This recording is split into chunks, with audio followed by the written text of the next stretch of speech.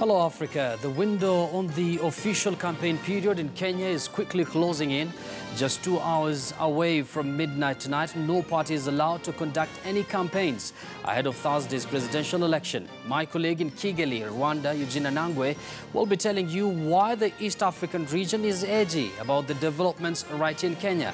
We're also staying on the campaign trail in Liberia with just 15 days to the presidential runoff. A very good evening and welcome to Bottomline Africa with me, Yusuf Ibrahim. And tonight in studio, we have two representatives, a member of parliament and senator. We have Honorable Dan Manzo, MP Makueni, as well as Senator Cherargei Kiprotich from Nandi County. They're going to tell us more on the way forward, even as the country prepares for that presidential rerun on October 26th, which is just 48 hours away. And they're going to tell us more from their own point of view. Of course, they're also going to represent their own political parties. Now, first things first, let's take a look at Africa in 60 seconds.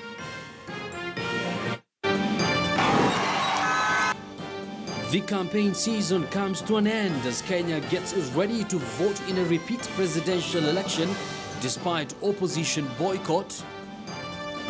That honor, that appointment was thoroughly undeserved. Why Zimbabwean strongman is going down in history as the shortest serving goodwill ambassador to a United Nations body. 3 female suicide bombers killed 13 people in a fresh attack that bears the hallmark of the Boko Haram group.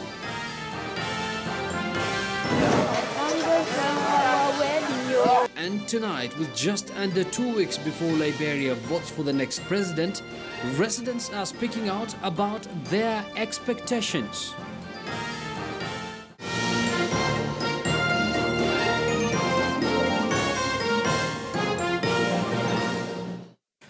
Welcome back to the program. If you're just joining us, Bottomline Africa begins right now. And on a Twitter poll tonight, we're asking you, should the IEBC chairman, Wafula Chebukati, resign for lack of faith in the electoral system? Let me just take that again. Should the IEBC chairman, Wafula Chebukati, resign for lack of faith in the electoral system? We've seen he had a meeting today with President Uhuru Kenyatta. He also had another meeting with the NASA leader Raila Odinga, but he has not managed to bring these two main protagonists to the same table.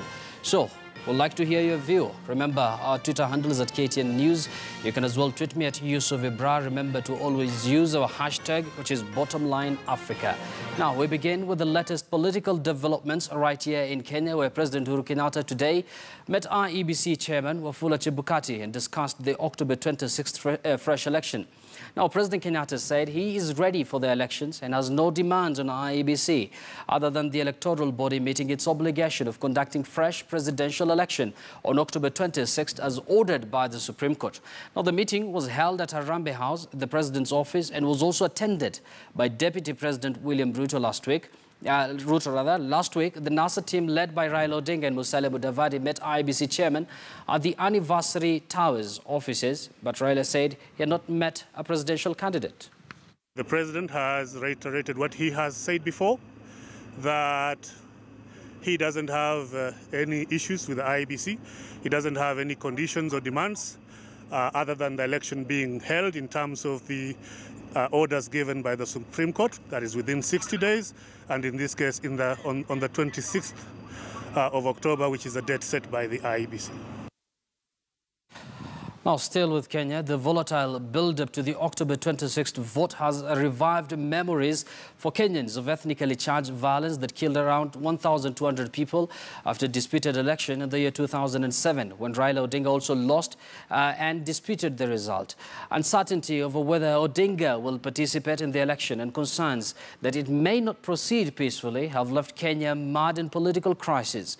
The opposition has held near-daily protests demanding electoral reforms and the sacking of IEBC officials. President Kenyatta has meanwhile urged Kenyans to come out in large numbers to vote, insisting the ballot be held.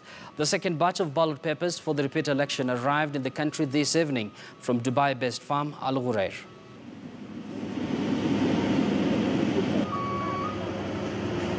I'm sure that the security organs of this country, they are going to provide security and to secure our ballot papers, all our materials, to secure IEBC staff and also to secure the people who are coming to vote.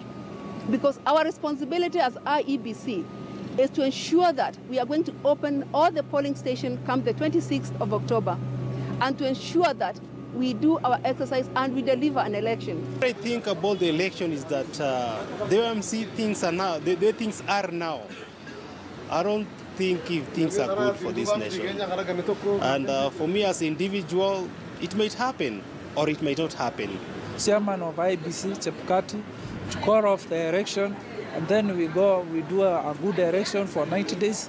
Then we can have a free and fair election. Whoever will be defeated for those 90 days will say the election was free and fair, whereas we have put all the mechanism together. Well, those are views from Kenyans, even as the country prepares for that poll, which has sharply divided the country. So I'd like to hear your view. I've already read that Twitter poll question to you, which asked, or rather poses, should the IBC chairman Wafula Chebukati resign for lack of faith in the electoral system? And of course, that is also going to form the basis of our discussion tonight, just 48 hours away from that presidential rerun, one that the opposition leader Raila Odinga has already withdrawn from. Now, let's cross over to the west of the continent, and in Nigeria, 3 female suicide bombers killed 13 people and wounded 16 in the northeastern city of Maiduguri on Sunday. Now, the first bomber detonated an explosive belt around 9:45 p.m. in front of a small restaurant in the capital of Borno State when people were buying their dinner. The 2 other bombers followed minutes later, resulting in the injuries. Witnesses say the attack came hours after reports of sighting of a lot of Boko Haram members outside the city. There was no immediate claim of responsibility for the attack. The Boko Haram conflict has left at least 20,000 people dead and forced more than 2.6 million others to flee their homes since the year 2009.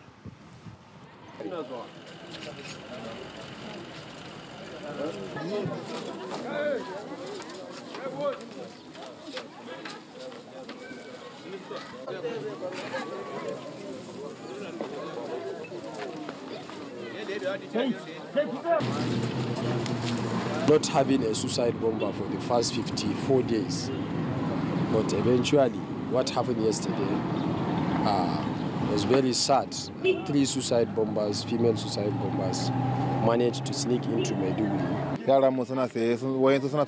Suddenly, a man rushed towards our people not knowing he's a suicide bomber. Before we realized, the bomb exploded, and after the explosion, 2 women were running and the civilian just started chasing them and shouting, "Shoot these ladies." And unfortunately, they couldn't shoot them. Now, from the west of the continent, let's cross over to the south, where the Zimbabwean government has officially responded to the revocation of a goodwill ambassador post conferred on President Robert Mugabe by the World Health Organization, that is WHO. Now, the Foreign Affairs Minister, Walter Nzembi, told the state broadcaster ZBC that WHO was the biggest loser with its latest decision because Mugabe's personality had has tremendously benefited the global health outfit. The WHO last week named the 93-year-old leader as its ambassador for non-communicable diseases. A statement by the WHO chief, Tedros Ghebreyesus, said he had rescinded the appointment of Mugabe after a flood of outrage and concerns voiced by international leaders and health experts. A spokesman for the main opposition party in Zimbabwe, MDCT, says the World Health Organization's decision to name President Robert Mugabe as a goodwill ambassador was scandalous. We are of the view that that honor, that appointment was thoroughly undeserved. It was actually scandalous. Now, still in Zimbabwe, a decade ago, hyperinflation in Zimbabwe wiped out personal savings, left shops empty and made it almost impossible to buy a tank of petrol or daily groceries. Fears of a repeat of those desperate days have grown in recent weeks, and panic buying has seen prices skyrocket. Take a look.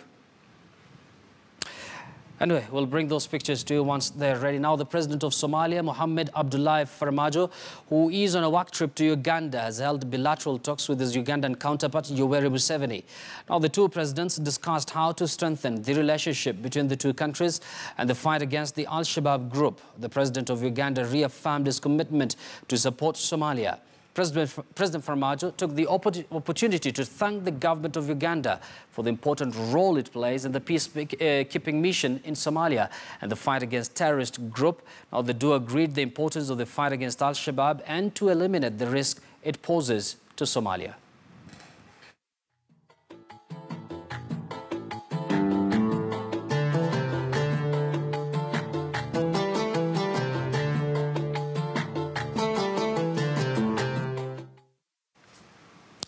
Now, the president of the Ivorian National Assembly, Guillaume Lume Soro, launched an appeal for political dialogue and appeasement in Ivory Coast when he returned to the country after more than 2 months of absence.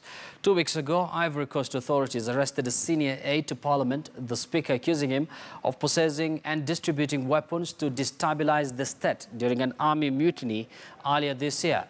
Now, the arrest of Soro's protocol chief Suleiman Kamarate Kone and other associates is seen as a possible fuel for a rift between the powerful former rebel leader and President Alassane Ouattara. Renegade soldiers in the second city, Bouake, used weapons taken from Kone's home to halt the advance of loyalist troops sent to put down their 4-day uprising in May.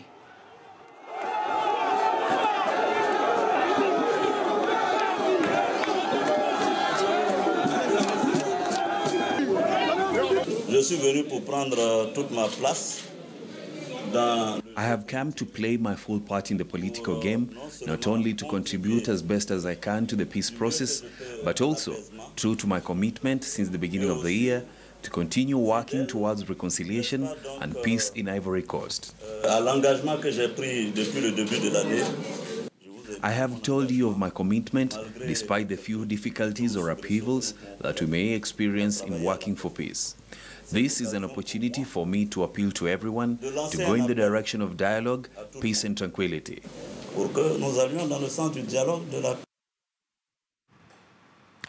Over to developments in Liberia now, and 2 presidential candidates will fight it out on November 7th to lead Liberia out of poverty at the second round of elections. In West Point, a slum of Monrovia, people say they feel neglected after 12 years of Ellen Johnson Sirleaf's rule and are ready to vote for George Weah, whose poor roots have made him a popular choice in Liberia, especially among the youth and the disenfranchised. Next month, when the 75,000 inhabitants of the capital Monrovia's West Point neighborhood decide who an ex-soccer star or the current vice president should be the next leader of Africa's oldest republic, they will do so with little nostalgia.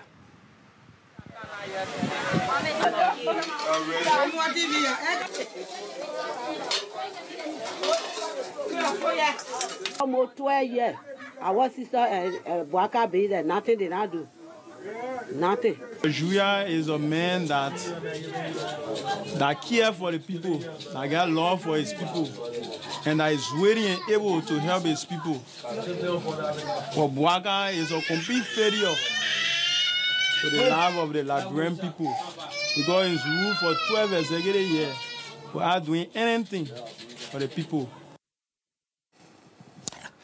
Liberians, they're expressing their views on the 2 candidates who are going to get involved in that presidential runoff. Now, back to the Kenyan repeat presidential election standoff. Now, the African Union and the United Nations issued a rallying call on Kenya's politicians and the police to work within the law to resolve the current impasse. Now, in a joint statement on Sunday night, UN Secretary General Antonio Guterres and AU Commission Chairperson Musa Faki Mahamat said all leaders should preach peace and ensure election happens within the legal framework. Now, the developments in Kenya are also worrying her neighbors. Our Kigali-based correspondent spoke to political leaders and analysts in Rwanda on the same, and here is a bit of that conversation first aired on our partner station, Rwanda Television. Let's listen. For purposes of clarity and just, setting the record straight, someone listening to you might feel that, for democracy to mature, then it is normal to undergo what we are seeing in Kenya, what we are seeing in Uganda, and several parts of the region. But I want to hear from you, from the perspective of peaceful resolutions to this, crisis. To what extent, then, should people go to have a mature democracy? Some countries don't have to go through what we've gone through. Mm-hmm. Others have been able to manage without as much violence. Mm-hmm. we are, our countries, especially around us, we have huge populations that are very young. That is bound to be, that's a lot of force out there that is demanding. If it's not contained, we are certainly going to end up with these challenges. Right. But if principles of governing people are done in an organized manner, we should avoid violence. Violence at all costs. We should at all costs. Violence doesn't necessarily help our economies. We want peace and security. I wouldn't be happy anything going wrong in Kenya. That's a big economy. It has a lot of influence in the whole region. So disrupting Kenya would disrupt also many other countries around it. Right. So any processes that would help us realize a democratic change that is peaceful is the right thing to do. If we can now take a few minutes and talk about what's happening in Kenya today. The country is supposed to go for a fresh presidential election on the 26th of October.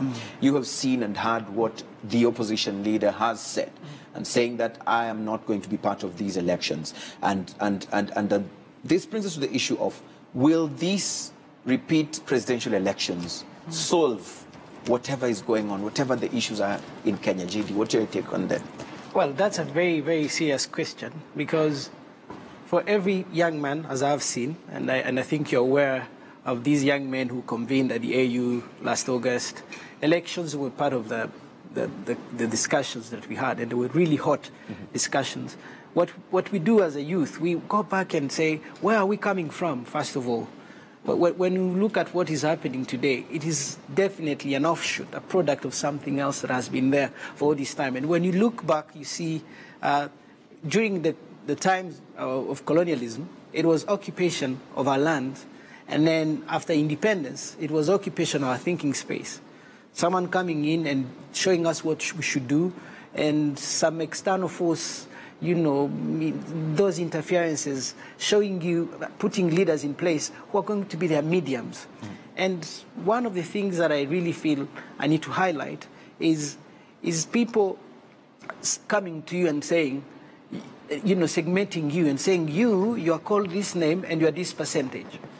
They came over to run and say, you are minority and these ones are majority. And those ideologies and conceptions are really deeply flawed, and they're still guiding things here, because you don't want to rally the youth, the people, the voters around your political agenda, but around who you are and your ethnic group and your clan. And those young men, you're telling them, come, I'm fighting for you, and come and fight for me. And I guess it stems from there, and that's where people need to go and say, who are we? The minority and majority concepts have more economic meaning than social, societal meanings, because it's about the minority of the rich people and the majority of the undeveloped middle class and the poor. Right. Okay. So you feel that is what should be the focus in solving this issue. How about you, Dr. Habineza? You are also from an election and which you did lose, of course, in Kenya. Your counterparts, as far as opposition politics is concerned, Raila Odinga says, I will not participate in these elections. Of course, this coming after the disputed, elections of 8th, where the Supreme Court did annul the results. And people were feeling like, if these elections take place, then it could be a solution to that problem that we had on the 8th. But others are saying this will not solve the real issues affecting the Kenyan people. I'd love to read your mind on what you think will be the solution to the problems of Kenyans and the problems of the political issues in Kenya today. Yeah, I think the current elections, what we see now, the problems they have, the conflict which is there, I think if you want to look at it properly, you have to start from the independence period. And you see the independence struggle, what the key figures that were involved in the process, and what has been taking place for over the 50 years up to now. So that could help us to understand why we have this problem in Kenya. I think if you understand very well that Raila's father was one key a key figure in the independence struggle with Uhuru's father. And I think you know that Laila's father played a key role to get out Uhuru's father from the prison.